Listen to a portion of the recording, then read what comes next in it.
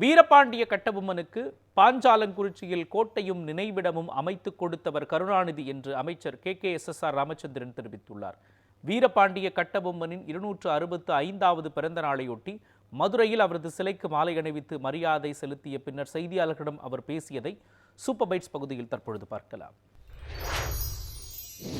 மறைந்த தியாகிகளுக்கு நாம் இன்றைக்கு சுதந்திரமாக இருப்பதற்காக போராடிய தலைவர்களுக்கெல்லாம் மரியாதை கொடுத்த தலைவராக மரியாதைக்குரிய ஐயா கலைஞர் அவர்களும் மரியாதைக்குரிய அண்ணன் தளபதி அவர்களும் இன்றைக்கு இருந்து கொண்டிருக்கிறார்கள். ஐயா வீரபாண்டிய கட்டபொம்மன் அவர்களுக்கு கோட்டை அமைத்து கொடுத்து பாஞ்சாலங்குறிச்சியில அவருக்கு ஒரு நிலையான ஒரு நினைவிடத்தை உண்டாக்கி கொடுத்தவர் நம்முடைய தலைவர் கலைஞர் அவர்கள். அதே போல சென்னையிலையும் இன்றைக்கு வீரபாண்டிய கட்டபொம்மனுக்கு இன்னைக்கு சிலை அமைத்து கொடுத்திருக்கார் நம்ம தளபதி அவர்கள். அவருடைய தியாகங்களை பாராட்டுகிற விதமாகவும் போற்றுகிற விதமாகவும் என்றென்றுகளுக்கு வேண்டிய நல்ல பணிகளை செய்வதற்கு நம்முடைய முதலமைச்சர் அவர்கள் என்றைக்கும் உறுதுணையாக இருப்பார்கள்.